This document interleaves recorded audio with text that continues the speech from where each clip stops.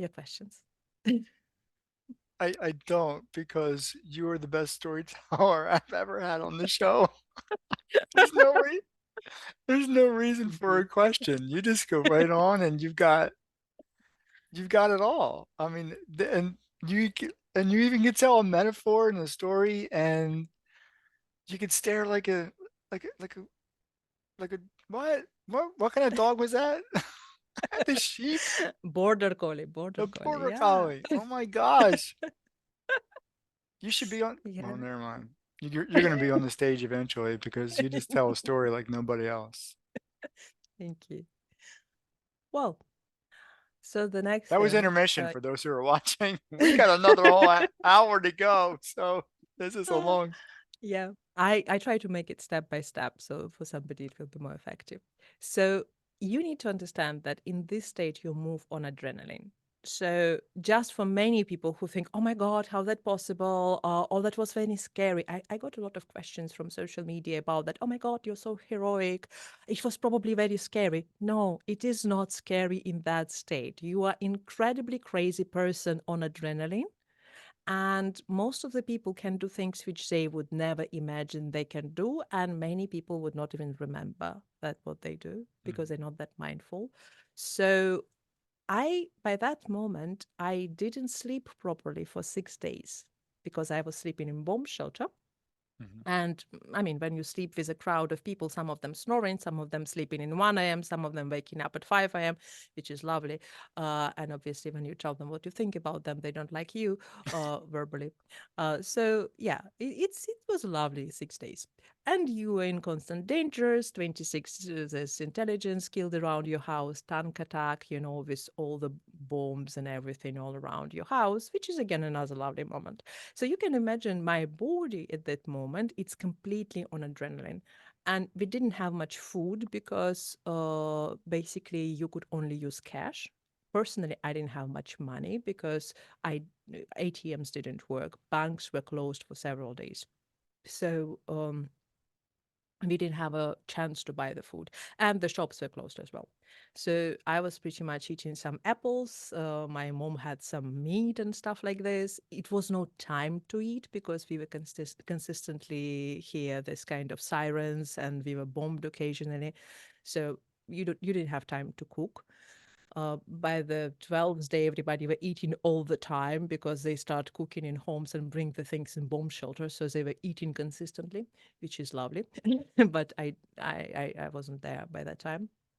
So when I got there in that wagon, I was like, okay, I will need to probably travel for the next 7 hours. And I have two bags, and there's a 60 people around me, maybe 200 people, I don't know, in the whole wagon. And I will need to reach toilet somehow. And I probably will get sleepy in a specific moment. So all my expensive tech and everything, my money is in quite danger. So I'm like, I'm not going to think about it. It will be sorted out. This is the manifestation part.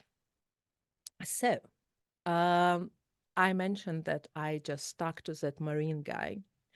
And when I stuck to that Marine guy, we had a lovely conversation. There was another guy just right after him without ticket. And because he was with a ticket, that lady who's responsible for everything what going on that wagon, the government person, she was there and she did try to accommodate this guy because he has a ticket. So he has a right to be in some sort of better place in a corridor. So she get to him, and she particularly didn't like all the Indian students because she was literally asks them like, "Where are you going? Where are you going to go?" And they're like, "I don't know what the students did in Ukraine. They didn't speak Ukrainian. They didn't speak Russian. They didn't speak English. And as far as I know, they don't teach in Hindi in Ukraine. So I don't know what they did there, but they were probably shocked. So they just didn't talk to her. We did try to help her with translation relatively successfully. So she was not very happy about them, let's say so. And she took this boy and she like, okay, if you want, there is a one lady and three other people in the coupe, relatively empty coupe, so I can accommodate you there. And I'm like, can I go with you? And she's like, yeah, you can. I mean, because I'm a good networker, so we already spoke like half an hour and was charming and irresistible. So I get there. By the way, it's a very good idea for everybody to do a lot of networking. You need to know how to talk. So I bond quickly.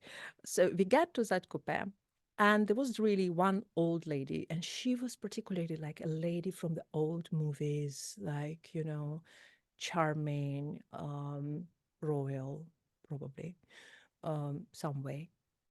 In few generation before at least. She was accountant, very rich one.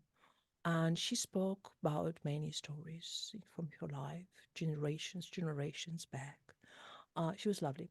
And then two of us and the family with a dog. And it was lovely because these people could look at my things, and I could, get to the loo. And like in the middle of this whole journey, I realized that nobody's on the back, on the top shelf. And I'm like, if you don't mind, will you allow me to sleep there at least for 2 hours? And they're like, no problem. And I slept for 2 hours. It was amazing. And it was lovely conversation and everything. And so I was luckiest person. And you need to understand this wagon also is a luxury wagon with a very soft kind of nice places. It's not open, so the coupe is closed. And so I was in a luxury place all of a sudden, unexpected. And I'm like, universe, thank you. Awesome. Where is my internet going? I need to book a hotel in Lviv. Oh, no internet, no taxi, no internet. This is nonsense. So I was booking hotels in the middle of the night, and my internet was getting in and out, in and out, in and out. In the end of this whole story, when I was semi collapsing on that shelf, I was like, okay, it looks like I booked the hotel, and I get to sleep. And 4, 5 a.m., we get to Lviv, or maybe something like that, and we get out. Luckily, this guy who I caught, he was from Lviv, and his mom was waiting for him, my mom of my age. So she was like cooked some kind of nice sandwiches for him. Your son got back from whatever expedition he was. And obviously, I got sandwiches as well and coffee. And thank you very much. Amazing. Um, Also, we were staying because we had to stay in a railway for at least 2 hours until the martial hour was done. And we stayed there for 2 hours before 6 a.m. Not 2 hours, maybe 1.5 hours, something like that. And while we were munching our sandwiches and everything, we happened to stay near the huge gypsy tabor. Tabor is like a camp where all the gypsies, the traveling gypsies are.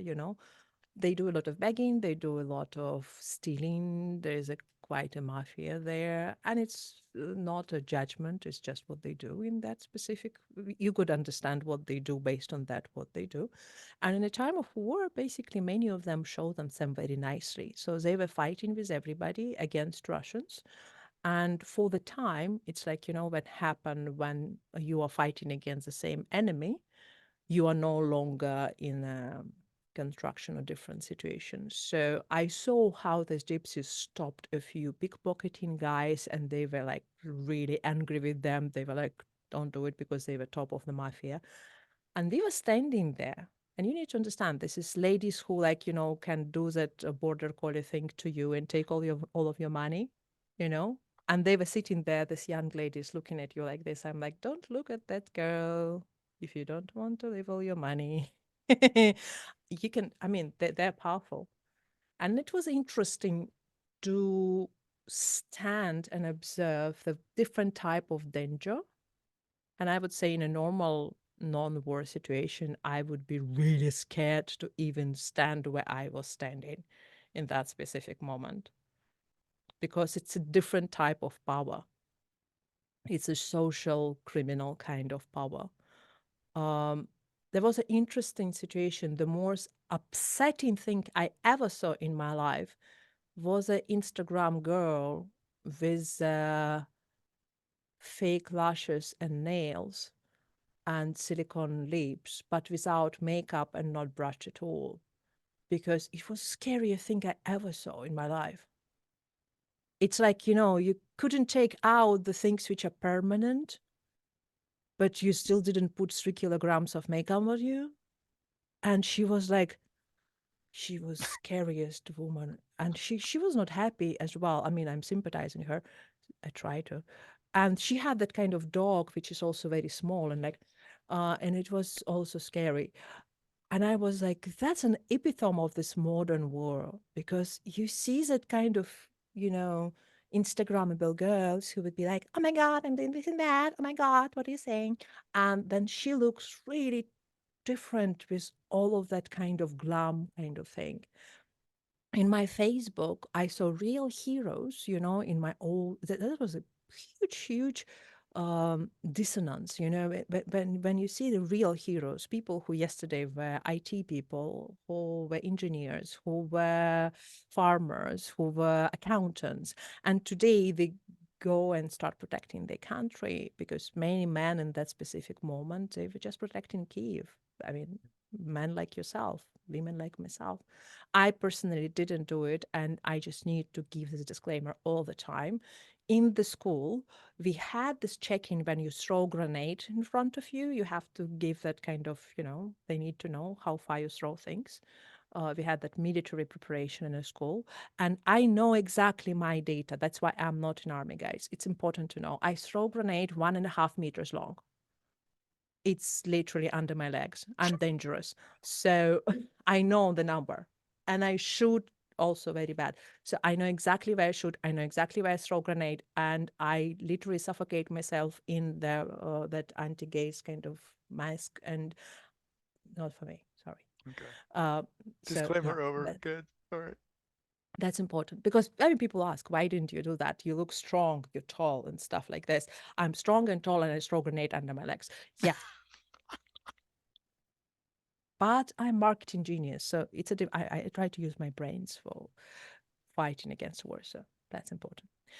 Uh, so in all these kind of things, the dissonance was because, I did work with people, entrepreneurs and stuff like this. And, the standard things of entrepreneurial, female entrepreneurials, what, oh my God, make that business, 7 figures business, join my program for $3 million and you will earn $4 million, just as that, and all those kind of things, and glamour shots, silicon tits, all those kind of things, glam, glam, glam. What did you Uh, say? and you see this in your Facebook, and you see this, and it's usually fake. But in that moment, when you see real heroes, and this is super fake, and you're like, "Buh," that's like, it's really bad, you know. So it feels so ugly. All this fake world of the fake values. Mm, It feels bad because it's actually bad. But when you see the real thing, the real heroes, mm, and these people who try to substitute the real values of life with some glam crap, uh, it's like yucky. Do not say it with other words. So, anyways, I was writing good things, and people were excited about this, so we compensated yucky things, I guess. Anyways, in the morning, I had the adrenaline down. Now, you need to understand what happened when you are in your adrenaline state. And I'm just giving the information which I knew by that time. You are on dopamine and adrenaline. So you're going up, up, up, up, up. In a specific moment, you're going down. And the more up your adrenaline and your dopamine, the more down you will fall. This is how your body works. This is normal. And as long as you know it, you can compensate. You not rise to up, you not fall to down. So you go in waves and your life is normal. So you don't do too much of things which give you too much of dopamine, and you don't go too much down. You keep yourself balanced. So, knowing this, you need to understand for 7 days, I already knew I was on adrenaline uh, and dopamine, because now I was okay, I was like on this trip. Oh, and in the middle, it was lovely thing, because my friend from England, she said, like, when the war will start, please go to England, straightforward. And in the middle of my trip in a train, I messaged her and I'm like, I'm going to you. And she's like, oh, actually, UK doesn't give visas to Ukrainians. So you can't. And I'm like, okay, awesome. And my mom was like, so where are you going? And I was talking to my mom after that. And I'm like, I'm going on a west, and the titles goes behind me. And there is a sunset, and I'm on a horse, on a train, sorry. And she's like, awesome. And I'm like, uh-huh. And so I was going nowhere. And my idea of going nowhere was like, okay, once I cross the border on the west, I can sit on a plane and go somewhere. And I will think about this tomorrow. I'm so Scarlett O'Hara. And so, morning in Lviv, with all of this information, I'm getting out to reach out my hotel. And I called to the person where I booked the hotel. And they say, oh, what are you talking about? There is no booking. There's so much people now in Lviv. Everything is overbooked. I can only find some hostel for you. And you will be lucky if we will find it for you, but most likely we will not be able to find it for you. So you don't have place to stay. And I'm like, awesome. And it's very cold. So because I planned to go to England, my amount of clothes on me didn't have to be that much, and England is much warmer than Ukraine. And there was much colder weather cat in March, so it was about 2 Celsius, 2 minus 2. And I was in a trench coat, which was over the suit, because I planned to dress properly, and 2 bags. And my scarf at the moment, basically everything, whatever I had, I put on my head. So I did look like a proper homeless person, to be honest, with 2 bags. So it was lovely. And I also had my gloves. So, and I'm like, my friend in that specific moment calling me, and I really, really can lose my coolness when somebody called to me and they like, oh, how are you?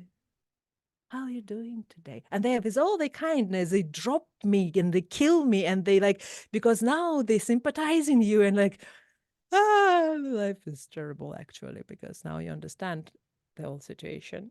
So no emotions allowed, at least to me. And she's like, oh, how are you? I'm like, and to answer her, I have to remove my glove and it's bloody cold. And I'm like, I don't have any hotel. I just booked it. And I explained the situation. And she's like, okay, give me a second. Luckily, my friend is very cool. And she's in Canada in that moment. So she's in Canada and she's like, give me a second. I'm like, what are you going to do? She's like, no worries. She collecting women in Toronto from Ukraine who start finding somebody who live in Lviv. So yeah, because diaspora of Ukraine is strong in Canada, and the force was with me in that specific moment.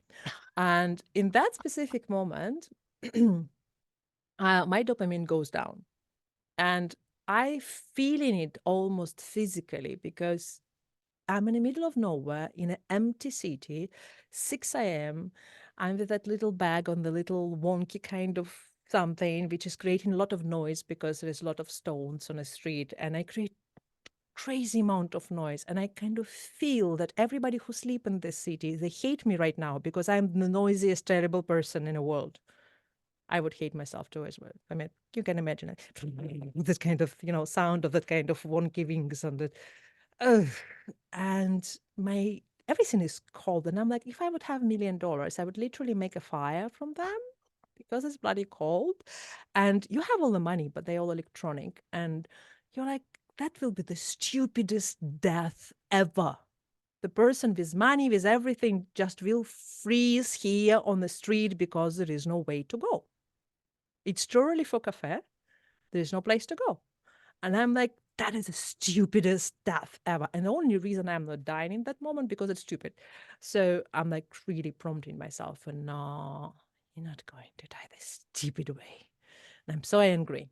And it's good, by the way. Anger can be a very good feeling because anger is the feeling which is above energetically than the victimhood.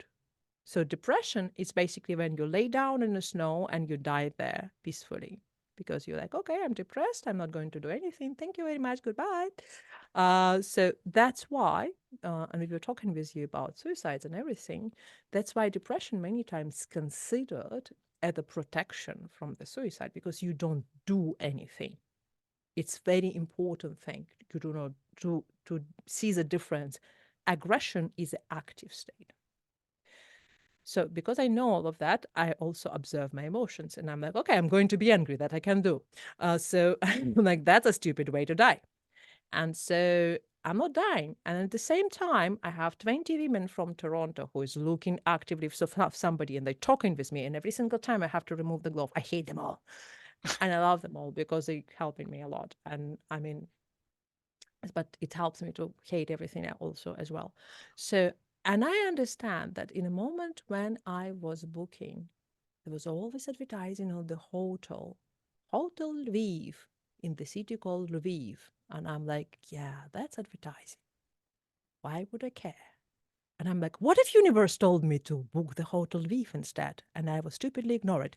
And I'm like, okay, let me find the Hotel Lviv. And I look at a Google map, and it happened to be not very far from the place where I'm struggling emotionally in that moment. I'm like, okay, this looks like a big hotel. They might have lobby. I might sit there before the cafe will be open. Let me try that. So while Toronto women trying to find the place for me, I'm walking in the city, very angry, very pissed off, dressed like a homeless person, creating a lot of noise with my bag, feeling like a Karen or something like that, but it helps. And I get to the Hotel V. I get to the reception in this mode, and this is a lesson for all of you. It's important. It's super important to understand manifestation, Abraham Hicks, everybody. In this state of mind that, okay, it's called nobody helped me, stupid dads, everything what I discussed. And you will never get the hotel because I only can provide you the hostel, all that kind of things. And I was stupid enough to not actually book the hotel. I get to the reception and I said, you don't have a room for me. I know, but can I please sit here for a little bit because it's too cold outside? And she looked at me, and I look like a homeless person. She said, you can, but then security might have problems with that. So half an hour. I'm like, yeah, but and half an hour not enough because it's 7:30 and at 8 the cafe will not be open yet. So I need at least 1 hour. And I'm like, when you will have that, you have a queue probably for rooms. So can I get to that queue for rooms? Like, because usually in the system, if there's all overbooking, there's some people who like not get into the rooms and stuff like this. So there's opportunity to get to this queue. And she said, our system will reboot at 8. So you can come and ask. I'm like, perfect. I'll sit here until 8. Is that okay? She says, absolutely. And I change a little bit, remove all my stuff from my head and everything, and I look like a human being. And she's okay now, no longer tense, and I'm sitting there. Suddenly, my Toronto diaspora finding a person to me. And we had a conversation with that person, and this person is ready to accommodate me and we have lovely conversation. I can hear based on her voice that she's not very happy about that.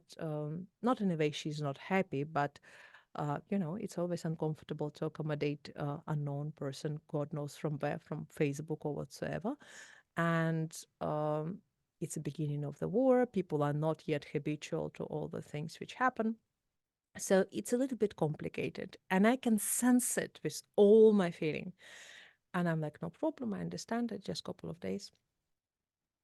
And so, as I suddenly have, and she's like, okay, take a taxi, this is address, write it down, it's all that. I'm like, okay, now I have accommodation. And it's 8 a.m. And with this thought, I get to the reception and I dressed well. And I say, you have a room for me? And she's like, What you were looking for? I'm like, single room. That's it. All I need. She's, oh, yeah, this is a room. Single room. With a bus tube in it. And breakfast is included. Room number so and so. I'm like, fantastic. I'll take it for 4 days. Thank you very much. And she gave me the price, which is actually cheaper than that what I was looking for before in that hotel, which I couldn't book. And I'm like, thank you. And I only have, and they don't take cards. And I'm like, I only have exactly cash for 2 days. I'll pay up front and then I'll pay the rest. Is that okay with you? Yeah, perfect. And I pay for 2 days. I get the room. I call to my new friend. I say, thank you very much for your, hospitality, but I will not need it. I managed to get the room. And I could sense a sense of relief. And I'm still very grateful to that lady for this kind of change in my energy. And I get to my room, I get down, get the breakfast, get up, and I slept like, like for decent amount of time because I had to. And I also had bath and, to relax all my muscles, which were like really, really felt bad in the bomb shelter. And I had best breakfast. And it was amazing because in a moment you know that the universe will provide and you know that there is a room for you, it will be. Your questions. Your questions. No, there can't be any questions because this can't even possibly be true. And yet I know it's from you, And so it I is. know it's true. Yeah. Luckily, I lived in this life for quite a while, so it was not new for me. And I knew how to manifest things. Just as this time, it was very, very conscious. And I was in this observant state to really observe all the situation and be able to memorize them well. Um, Also, it's not the first time I talk about this. So, uh, then on the second day, on the first day, I was walking around. I was able to put all my cards because Lviv and Kiev by that time were two different cities. Everything was working in Lviv, and banks were working. Everything was working. Hmm. And when I get out, when I slept well, and I get out to have dinner, I had dinner in a very good, expensive restaurant because I was like, I don't know when I will have dinner in an expensive restaurant next time. So I ordered good food, so much good food that I had the half of it next day, to be honest, because I was like, and this and this and this. And I'm like, no, I'm not habitual to eat that much anymore. So I had a lot of good hours just wandering around the city.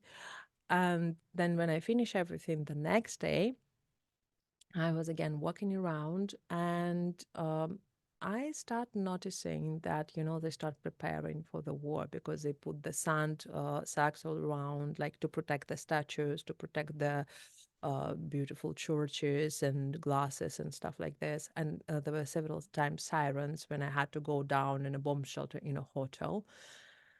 And on the second day, I start feeling that, okay, this is not why I got to the West because it really doesn't change much. Yes, it's not destroyed city, but I don't know what will be next. So I have to move forward. My idea was to move abroad, so there I have to go. In my mind, that was a goal, and I had no idea why by that time. But I was just moving. I was on a move. So in my energetic space, I had to move. And you need to understand that before that, I was literally stuck in the city. I'm an introvert. I enjoy sitting near my computer, looking on my park. I have beautiful apartment with a view on the park from the ninth floor. I'm working there in Kiev on my computer. I don't need to see anybody. I going down, buying coffee, sitting near the lake. My parents say like, go to country house. We have beautiful river there. I'm like, I have 5 lakes, thank you. And I just have to go down from the ninth floor and go up. And if I'm adventurous enough, I have the little gas balloon and I can make the, coffee in a park or even make my breakfast in a park. if I can even fish in there. I mean, it's all available for me. So I'm that introverted person who literally doesn't go anywhere. And pandemic, I didn't notice because I lived like that before already, just without the mask. So that was only difference. And you can imagine that all this time, many people traveling. So I'm equally adventurous, but I have to really, really get to my egg and sit there for a while to get to my normal. So it wasn't there yet. And that's why I was probably moving. And then I start getting very strange things. I realize that the city I have to leave the city. So I'm like, okay, let me see how will I leave the city. So I get to the railway. It happened to be also very close from the hotel. And in a certain moment, I was like remembering the books. And all of this felt like some books which I read before. It's like in a moment, you feel like you're a hero in the book in the weirdest way possible. There was a film about the guys who were cyber security, cyber game kind of things. If you remember, there was an old film in 80s or something. They were heroes of the game, and they didn't know they're heroes of the game, and they're conflicted because they were like, in a game, but they thought they're real people, and then they realize they're in a game. Anyway, so the feeling was exactly the same. And so I was walking in the city, and I lost myself in the city, which I occasionally do in most of the cities. And I was like, oh, I need to go to railway. And my GPS is crazy on all my phones. I don't know. That's something with me. And so I get there, and suddenly the tram, which is go on railway, just turning near me. And I'm like, okay, thank you, city. So I ask how to get the railway. And like tram, you can't miss it because there is a literally. I'm like, okay, yeah, that makes sense. So I get on railway. And the railway and a bus stop is the same thing where you're moving towards west. And for that specific moment, there are plenty of buses. And I ask somebody, I'm like, okay, how much it costs, how to go on the border. You need to understand for the first several days, there were 3 to 4 days queues on the border because Hmm. people were fleeing from the country. 8 million people, children and kids, Ukrainian kids, moved out from the country. There are no men or very few men, mostly women with children, younger, elder, whatsoever. So 4 days queues, people literally being in the fields, sitting, sleeping in the cars, crazy things. And people prepare already, like, on the bus stop, they know about this, so they prepare things, they prepare food. And I'm still in Lviv, again, for whatever reason. And I ask these people, how can I get there? Figure it out, get back to Central Part, meet my classmates. I didn't see them for 15 years. Super happy, meet each other, had nice coffee. And they're like, there's a feeling as if you're living in a book. I'm like, I know. Like everybody feel like it's something surreal. They have wonderful conversation, exchange of phones, stuff like this. It was a great pleasure to see them. And every single time I'm like, there's a very strange feeling. Like, it's a mix of gratitude, mysterious kind of feeling. Things are happening in the nicest way possible. But I feel like I have to go. And so I sleep in that hotel. I tell them that I know that you change it, that I will need to sign out at 12, but I'm going to catch the bus at around 8 a.m. But can you please keep the booking until 12 if I will mess up? So I will get back to hotel. I still have 2 days book. In case I will not get back, then just please cancel that. So that was done. And so with my bag, I'm getting to the outer bus station slash railway station because they're super close.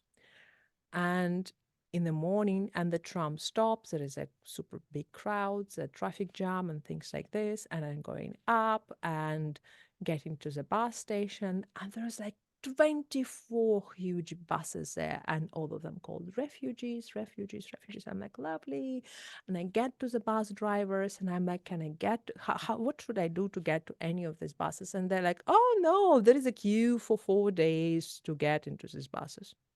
I'm like, okay. Um, so how to get to the queue? Oh no, you will not get to this queue. I'm like, awesome. Are there any, and how much traveling in this bus is, by the way, cost? They're like, oh, it's free. I'm like, okay. Are there any paid buses there? And it's important to understand that in this specific moment, it's important to not panic. So I'm not panicking. I'm finding solutions. So I'm like, are there any paid buses there? They're like, yeah, there are paid buses, but they're just like after that buses, they're small buses. Ah, and there is a small detail which I didn't tell you.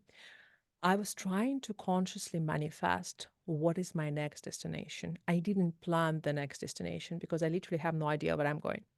So I'm like, I'm going west, but where do I go in the west? West is kind of big space. So where am I going? What is my next destination? And while I was in a hotel, I start receiving messages from some of my friends, and they start speaking about Krakow. And I love Krakow. I planned to go to Krakow before pandemic. Now people start talking about Krakow. I've been in Krakow many times. I know the city. And suddenly, in one of my posts, and I'm like, I'm going west, a girl who I admired as a beautiful, talented photographer. She was like, an icon for me. I was like, big fan. Wow. And one day she was like, accepted my friend's request. We never ever talked. She was friends of friends, somebody long time ago, somebody from India. And she accepted my friend request. And I was like, oh my God, I will admire you from the far. And one day I will be strong enough to ask you how you did this and this and this because it's so amazing. And she was sitting in my Facebook friends. So you know that when somebody is, in your Facebook friends, you never gonna talk about anything. They probably never saw your anything because the algorithm worked this way. So I never expect she actually know about me. And so all of a sudden, while I was contemplating about Krakow and the stories coming, she's commenting on one of my posts and she's like, oh, well, if you'll be in Krakow, you can stay in my apartment for a couple of weeks. And I'm like, shit. I'm like, yeah, that's message. That's I'm going to message you right now. I'm going to Krakow. I know it now. I will ask all the questions which I hold in me for last 6 years. And she's super talented. And it's like really like, admiration of the student, of the teacher. She's amazing. She's a business lady and she's amazing photographer and she owns several yoga businesses. She's super talented. So I had that admiration about her. And she's inviting me in her own house. Like, whoa. And in Krakow. I'm like, okay, awesome. So we had a lovely conversation, figure out how we're going. I'm like, okay, next day I'm going. So back to the morning buses. And I get to the buses which are paid. And I have some money with me, not much, mostly in dollars now. I did try to spend all the grivnas because, we never know where the money, I mean, where we will get back. So I get to the bus and I'm like, are you crossing the border? They're like, yes. And I'm like, how much? They're like, $100. I'm like, awesome. Will you take dollars? They're like, yes. I'm like, here we are. And I get myself a bus. And I'm like, by the way, what is the final destination of this bus? They're like, Krakow. I'm like, should I pay more? They're like, no. Okay, awesome. And this is how universe decide for you, right? So I'm like, Krakow it is. So I sit and I'm like, and when exactly are we going to be in Krakow? He's like, look, 4 days queues on the border. So we never know, but we will do everything possible to actually get as fast as possible. That's also in our interest. I'm like, fantastic. So I called to my friend, new friend, or old friend on Facebook, and I'm like, okay, we're going like we start, but I don't know when we're going to reach. She's like, okay, there were people I know that they were like reaching in 3 days or something. So let's keep in touch. In case we will meet, we will meet near Galeria Krakowska because she lives in the central part of Krakow. I'm like, awesome. And we sit there, pass the border, and in 6 hours I was in Krakow. It's just like a normal time for bus to reach there. Like, we just pass the border, like nobody stop us. And I'm like, wow. Even my friend is like, yeah, wow. And it was absolutely amazing because when I saw where she lived, I was speechless. Because when I first time was in Krakow, and this is one of my favorite cities. In the same year, I was in London and in Krakow when I was 15 years old. It was a school trip, and another trip was because I was in art school, and it was another art group of students. And in the same summer, I visited both London and Krakow when I was a young kid. And in London, it was one of my favorite cities because it was my type of crazy. I loved it, and I was like, one day I want to live in it. And in Krakow, when I was passing the Wawel Castle, it's a the heart of the city, the old city. It's a very beautiful castle there. I was like talking to my friend. I'm like, oh, I would like to live here one day. And she's like, uh-huh. Can you imagine how rich people live in here? You will never live there. And we both were like, Soviet Union kids. So, $2 for us were a huge amount of money. So, nope, no chance. So be careful what you wish for. In a moment I get to apartment of this my new friend, she lives in a beautiful flat with a view on the Wawel Castle. And I'm like, makes sense. So I got my wish come true. Also, she had lovely dogs. And ever since I got to this very strange evacuation trip, I mostly built strong connection with dogs.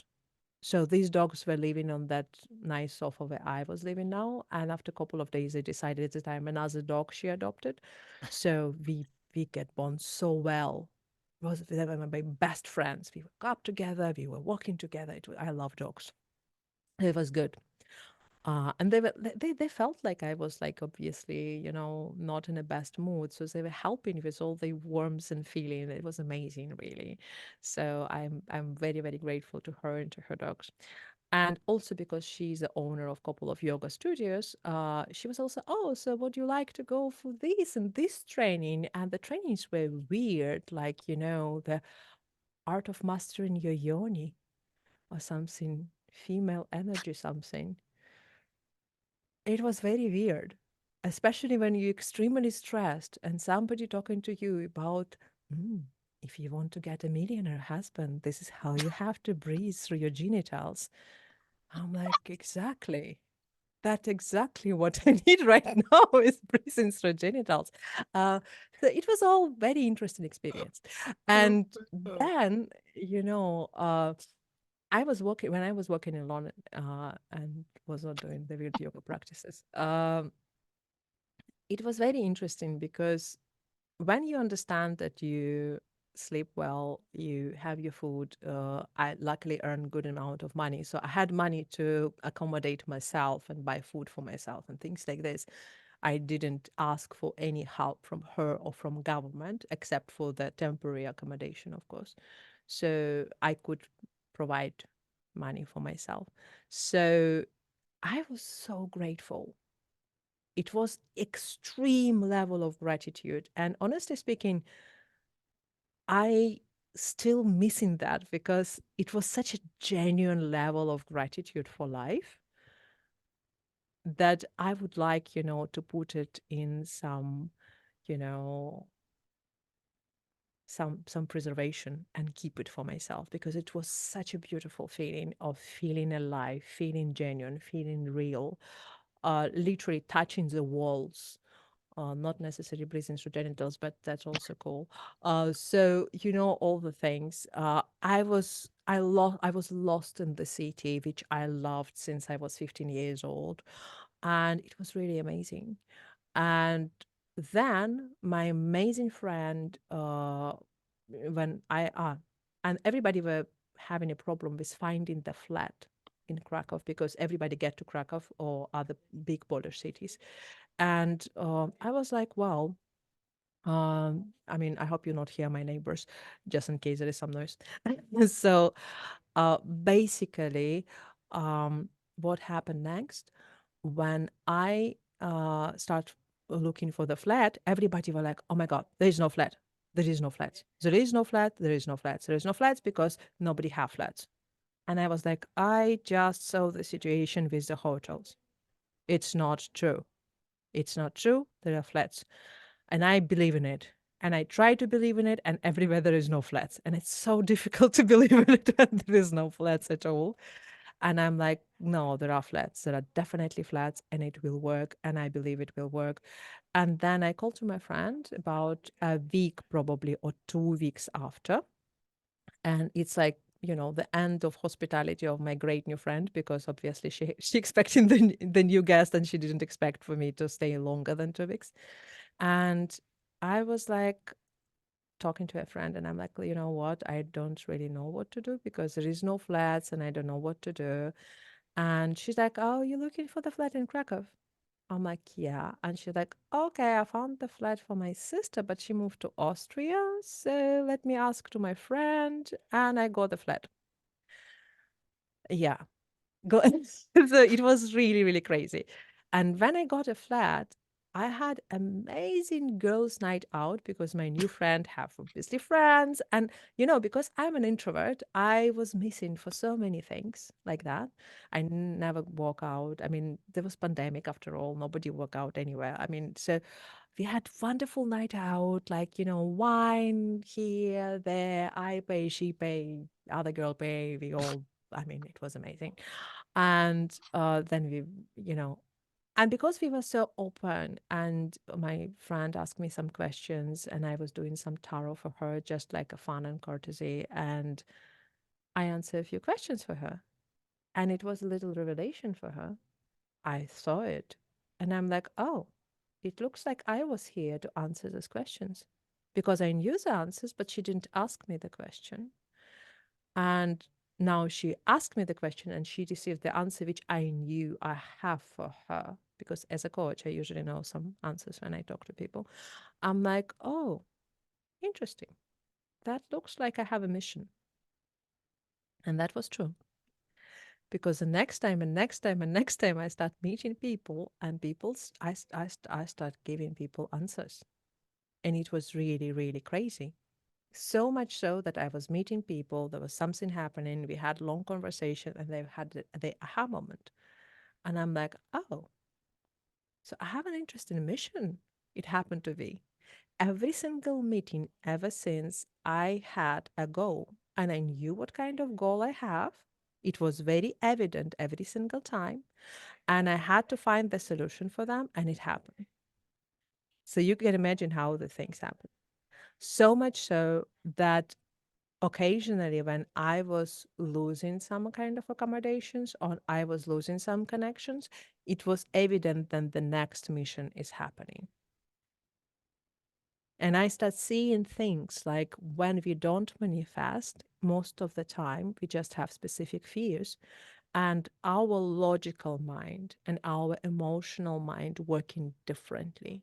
So in our 3D world, we can imagine that things are like that. For example, you really, really, really, really, really want something like you want to get this client, or you want to have this accommodation, or you want to get this job, or something like this. And you tell yourself that I really, really, really, really, really, really, really, really want it, want it, want it, want it, want it. And you're obsessed about that.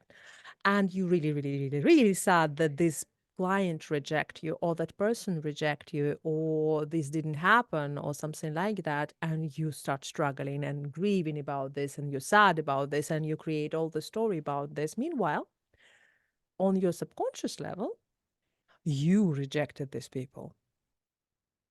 And when you are mindful, when you really know what's going on your subconscious level, you actually know all your reasoning and you can honestly tell yourself why you don't want to do it.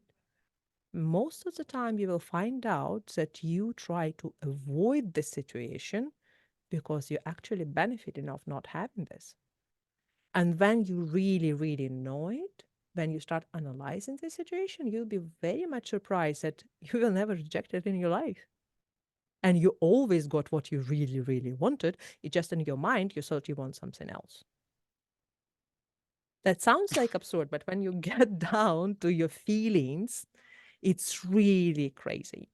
So many times, like, you can say, oh my god, these relationships are so daunting, and this person reaching out, and we can't stop these relationships, and it's fantastic and it's amazing, but yeah, okay, hi, how are you? Yeah, amazing, bye. And you really keeping this situation going, but you don't like it, and then this person tell you, okay, I'm not feeling well, we're not going to communicate anymore, bye. And you feel, oh my god, this person rejected me, and you start struggling because you were just rejected. But 3 months before, you're like, "Oh, when it end?" Or you're not getting job. And in reality, while you're not getting job, you're actually doing a lot of creative project. You have a lot of time, and you are really looking about yourself. You're walking in parks, you're enjoying time and stuff like this. And everybody like, why don't you get job? Something is wrong with you. And in your logical mind, you're like, yeah, probably they are, all of them are right. You need to get the job. Yeah. But you really enjoy your time alone in a park with coffee. You really, really enjoy it. And you never tell to anybody how much you enjoy to not see anybody at all, and enjoy the TikToks or something like this, what you do with no job at all. And you kind of have some money to survive yet. And you're like, it's better to survive with nobody and having my coffee in a park, instead of going to all these people and actually spend my life with them because you don't want it. But everybody tell you that you need to do that, or you need to get married in time because, oh my God, you will not have time to get kids or something like that. Whatever forceful idea happened to you, because society wants it from you. So that's a very interesting thing. This is what I learned in this kind of story on all this journey, that, many times you really, really want something else, and you need to consciously observe what you want and learn to, allow things to happen. So when you trust the universe, which is not easy at all, because universe brought you so much shit in your life. So like, why will you trust us? But you have to. And when you trust the universe, when you let go, the best things happen to you. And so there was an interesting part of this, because I knew that this story had to have the final element in it. And I didn't find the job. And I had my money, obviously. And I had some occasional gigs. I registered myself, like, I was always self employed, and I had my business in Ukraine. So I could make some money. And my client disappeared, unfortunately. Some problems happened on the business side. So they disappeared with $4,000. So I had a lot of financial issues by that time as well. So I suddenly had my own flat in Krakow, enjoyed my life, but then I had to breathe out. And for 3 months, I was trying to contemplate what happened to me, to my country, to everything. I was crying for 3 months. And that's what I told you, that when you rise so much on this dopamine and adrenaline, your fall will be epic. And personally, when the fall happening, I prefer to be alone. And so I was alone. I was in my cave. And that was for 3 months. I was doing some occasional work, I was giving some interviews, but even if you'll see my photos, I look completely different. My eyes look completely different. I met a few people who helped me to understand certain things. A good friend of mine helped me to understand psychologically what's going on in Russian sides, because to me, honestly, having in the neighborhood 150 millions of zombies, it was not a great perspective at all. It's still not, but I learned how to live with that for myself personally. So it was an interesting thing. But then I felt there is a time to move, because by April I start getting the same kind of things. London, London, London. And my friend was like, okay, then you program Home for Ukraine, we started. And I'm like, I'm living nicely. I have a flat. I have everything. What you talking about? I don't want it. This is why see, this is debate. And I'm nicely depressed in my cave. I didn't want to move anywhere. I have internet and I don't want to move. But like London, everybody London. And a friend of mine, when I make a decision, I'm like, okay, message to her. And I'm like, can you tell me more about this program which you mentioned? And she's like, look, I'm busy, but I have a person. I will throw her to you and she will tell you everything. And she threw to me to a non-person and she's like, okay, so I have two sponsors for you. Would you like to talk to them? I'm like, who are sponsors? What is going on? I want to know what the program is. And she's like, okay, don't worry. So would you like to talk to them? I'm like, yeah. And day after, I was talking to two people I didn't know, and we had a conversation, and they say yes. And I'm like, so what are we going to do next? And she's like, we're going to make you visa because they agreed to accommodate you. And I'm like, okay, awesome. And how much it will take? And she's like, oh, usually it take like sometimes 2 or 3 months. I'm like, yeah, makes sense. Awesome. And we talk, we have conversation. That all takes 7 days. On Friday, I'm giving all my documents. On Monday, I'm getting visa. And my sponsors like, we're going to France, can you please come on this and this date? And I'm like, okay. The person who is like give me the flat is also coming, can I please meet her because she's coming from the US for the flat, and I need to do the logistics and everything, please. So I'm doing logistics, and by May 31st I'm in London. And I'm like, this was the next city which I really really liked when I was 15. Coincidence. Awesome. And I lived in a beautiful mansion where people lived at the combination of the old 16th century bakery and the house. It's a historical house in the old part of London. And they have stables, which they give for rent. So it was very, very nice place. And I lived there for 6 months. And then another sponsor, that is the difficulty of the sponsors program because you live with them for 6 months. I'm probably not the nice person. That's why I didn't have them for longer. I don't know. And so I get the next sponsors, and they were absolutely amazing people, literally my second family. Absolutely wonderful, lovely people. And I lived with them for 7 months. They accommodated me for 8. But then the council found me the rental accommodation, and now I live in a rental accommodation. But since I got to London, I start brainwashing people about the documentary and filming. Considering I was creative director and never filmed documentaries, I mean, I have understanding of documentary. I did study in Cinematography Institute. I have 12 years of academic art education, 20 years in advertising and branding, but I never filmed documentary. And so it's completely different industry, to be honest. I was in photography for many, many years, but not documentary films. For some weird reason, I start brainwashing people about documentaries. I'm like, I'm going to film documentaries since the day one.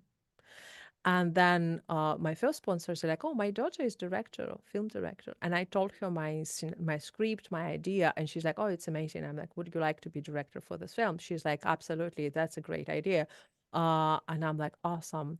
Um, so I just wanted a confirmation that my idea is great.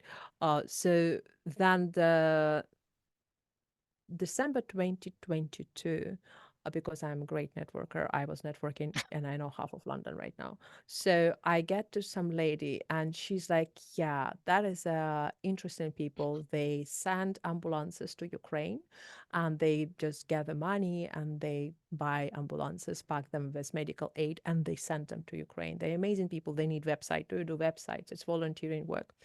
I'm like, yeah, totally. I do websites. I would be very happy to do something like this because it's for my country and it's wonderful and I can help my country and don't feel miserable. So I will do something which I know. And I created a website for them and it was wonderful. Not the website, the process. They get good website. I was very happy. And I keep brainwashing people for the next year. And then in the middle, August approximately, I found nice, that is a Westminster College, which give a lot of free courses from Mayor of London. And one of these courses, I passed two or three courses for certifications pretty much because I need to certify that I know what I know. I got the course, which is called documentary film from scratch to end in 3 months with an ex-BBC director. And I'm like, wow. And my first two ideas um, didn't happen because one of them had to be filmed in a Christmas time, and my contributors couldn't come because it was too expensive to stay in Christmas time in London. So first idea gone. Third idea I filmed, but it was not that strong. And the second idea was to film these guys with ambulances. And I was scared even to ask them, but I'm like, okay, because I don't have any other options. Let me talk to them. And they were super enthusiastic about that because I wanted to film them properly, with proper equipment. When I know how to film, I literally had no idea what am I doing during this course. So, and they they were excited and they contribute. And then my main contributor, he's like, look, I'm going to introduce you to the legend of BBC journalism because he's my friend, and John Sweeney is amazing BBC journalist, and he's going to set up the pace for the movie. And I'm like, awesome. I have no idea what I'm doing, and I will be judged by super ex professional who is also legend. Thank you very much. No pressure at all. And I did make everything possible to say like, oh, maybe for the next film, nah, nah. Didn't work. So basically, he agreed to be a contributor, and I was pushed to keep him as my contributor. But I'm here without my camera. I didn't film for the longest time possible. And I was like, oh, how will I film? I even rent a camera to film the other contributors. And then John Sweeney, he's like, you see, I'm in Kiev. And it happened to be that I broke my knee. So I will not be able to film on time on 9th, but I will probably be in Kiev then and then after a week when the filming happened. And I'm like, okay. So we talk via WhatsApp and things like that. For whatever random reasons, because he's in Kiev, I'm like, John, and he's like, I will be in London in 2 days. I'm like, John, would you mind if I will give you my camera just to deliver? Because I don't have a camera, and I would like when I film you to film you with a proper camera, and I have professional camera in Kiev. So my parents can bring it to you, and if you don't mind, can you please bring it? He's like, yeah, no problem. I'm like, okay, that was easy. And during all this process, I call my parents. I ask them to assemble everything in a bag. They have no idea what camera is, where it is, and how it look like. And they have to do it within one day. And not one day, 2 hours, because next morning he's actually leaving. And I'm like, that's absurd. Okay, so I need to reach my parents. They have to reach my house. And I need to remember where is my camera and everything in my house. So that's another thing. So I did that. I put this all in the bag. We found the old bag. They put it, and I'm like, okay, I have no idea how they're going to find John and Kiev right now. And John is under some strange idea that they can leave it in the restaurant. And I'm like, no, John, they're not going to leave it in a restaurant. Do you have somebody who going to pick it? And he found somebody who's going to pick it. And then my parents are like, why he doesn't pick it? I'm like, he's in a wheelchair. He broke his knee. And they're like, you pressurize a guy in a wheelchair? I'm like, apparently, I don't even understand it. But yes, I'm doing it. It's amazing. And John is like, no problem. And the girl who is picking this kind of bag, she's like, oh, they can stop John with your camera on the custom, and your camera will stay on a custom forever. I'm like, amazing. And we talked to John. I'm like, John, you're going to tell them this is your camera, and don't tell them how much it costs. I instruct him how to bypass the border and stuff like this. And he bypassed the border. He's like, message me from Radomyśl somewhere, I don't remember where, it's Przemyśl maybe. And he's like, I'm in Poland. I passed the custom. Everything is okay. And I'm like, oh, wow. and I still can't. I'm like, I'm not thinking about this again. I'm like magicking right now, on several continents. And then he messaged me next morning. He's like, "Okay, I'm in London. Your camera is here. You can pick it up. It's amazing." And I pick up the camera, I film John, and rest is a history because John is amazing, great friend. And like, it was a good film. I had my first screening, and we created wonderful film about these guys who doing this very, very good mission. They call it Heroes Mission. And I think this is where the circle wrap up. So basically, it's the end of the story, but the beginning of the new, I guess. Oh my God. All right. Well, let's go ahead and end the conversation because it's 2 hours long. So, Eve, thank you so much for joining me in conversation on the, I don't even know what show this is. It's the Question God podcast. For those of you who've been watching and listening, I'll see you next time. Take care.